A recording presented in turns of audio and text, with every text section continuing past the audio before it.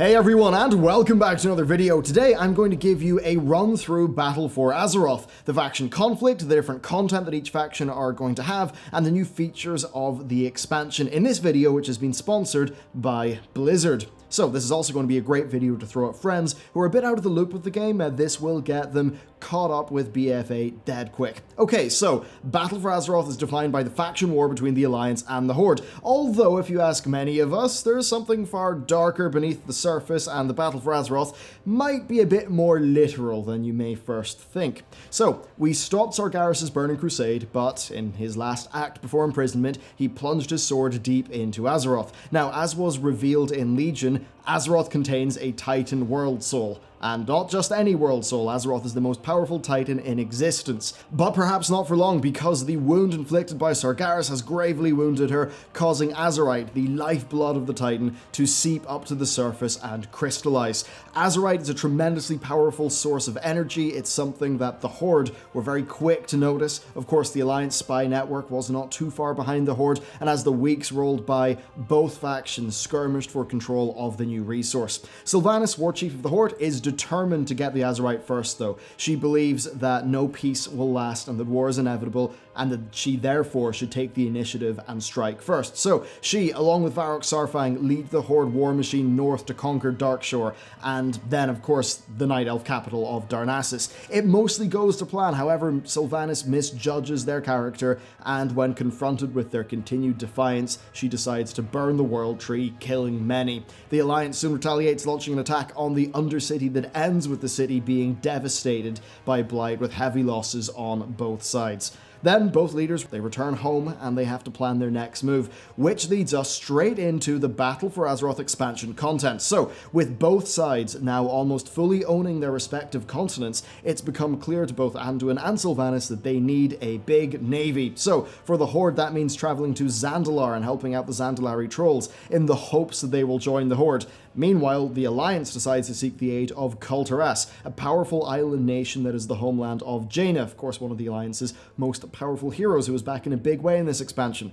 As always, the first thing you're going to be doing is leveling up your character from the old level cap of 110 to the new one of 120. Horde players will mostly be doing this in Zandalar, while Alliance players will mostly be doing it in Kulturas. Both continents have unique storylines for their main faction, and that they will play out across their different zones. This means that if you level a Horde character and an Alliance character, you get two totally unique campaigns. So that's kind of a first for a WoW expansion. Shortly before you head off, though, you'll be given the Heart of Azeroth. It's an extremely powerful necklace that will level up over time. It will also empower Azerite gear, a new type of gear that goes in your head, shoulder, and chest slot that offers a variety of different traits, and it's BFA's take on Legion's legendary weapon system. Now, as you level up and complete endgame content, you will get artifact power, which will progress your necklace, which will in turn empower your Azerite gear more and more. So you get your Heart of Azeroth and eventually you reach the continents. Horde players will be dealing with a grand conspiracy. They'll be fighting back the rising threat of the Blood Trolls and their blood god Gahun, as well as venturing into the wastes of Vol'dun. Alliance players will get stuck into the political scheming of Kulturas. They'll be investigating corrupt organizations, and they'll be basically working to prevent the fall of the nation. That's not all, though. As you level up, your faction will start to scout out the enemy lands through the new War campaign, which is a storyline that starts off when you're leveling and it continues on through the endgame. Through it, you'll establish footholds on the enemy continent and get a taste of the threats that the enemy are facing.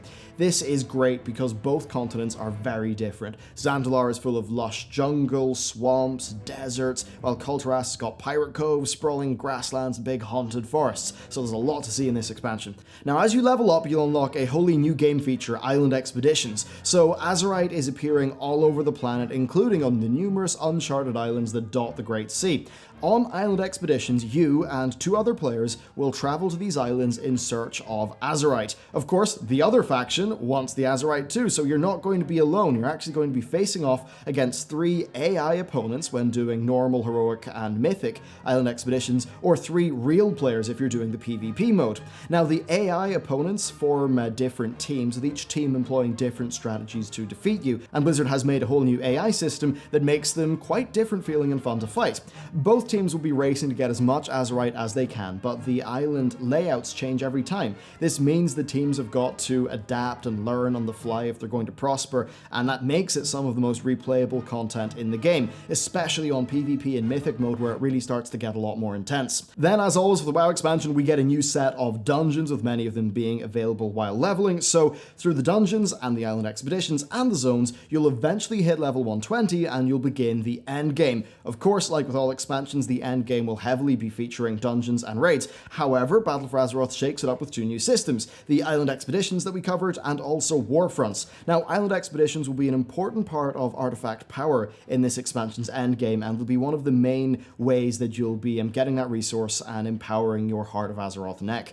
Then warfronts will bring the faction war to life. So this is a new system that pits 20 players of your faction against enemy NPCs who are being led by hero of the opposing faction. They take inspiration from the Warcraft RTS game, so players will be constructing buildings, collecting resources, and doing all that while fighting off enemy counterattacks and attempting to capture key strategic locations on the map. Now, as a warfront progresses, you'll end up creating vast armies. It's like the largest scale you've seen in the game, with sometimes hundreds of NPCs running about the place. You'll soon find yourself assaulting the enemy fortress, and once the breach is made, you'll storm through and you'll fight their leader. Now, our first warfront is Arathi Highlands, however, more are going to be added over time. And the broad way that this system works is actually quite simple. So one faction starts off with control of the region. This will give them access to unique content in that zone. Then at the same time, the other faction will be gathering war resources. After a number of days, the enemy faction will have collected enough resources and the warfront will open up to them for a few days.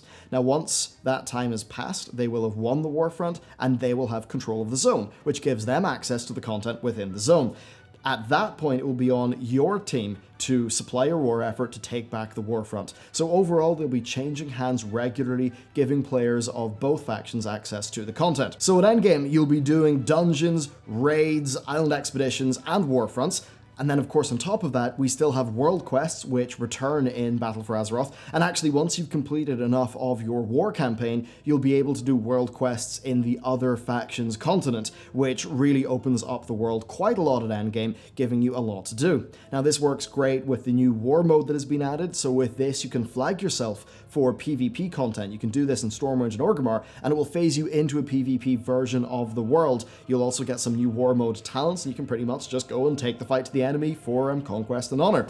There's more to it than that, though, because there are airdrops to fight over, as well as a bounty hunting system for hunting down the enemy's strongest players. It's a hell of a lot of fun, and it adds a whole new level of dynamic risk-reward stuff to the outdoor content of World of Warcraft. So there you go. 2 continents, each with their own faction-unique storyline while leveling, and content for everybody at Endgame. We've got the war campaign storyline that you'll be progressing through over the expansion's life. You've got the new island expeditions and the warfronts, as well as a new set of dungeons, a new Old God and Titan-themed raid, and of course, war mode, with more to come. That is Battle for Azeroth. So, thank you very much for watching this video. If you've got any friends who are maybe a little bit out of the loop of the expansion, I think this will be a great way to get them up to speed, so share it about. And yeah, thank you very much for watching, and I'll see you next time.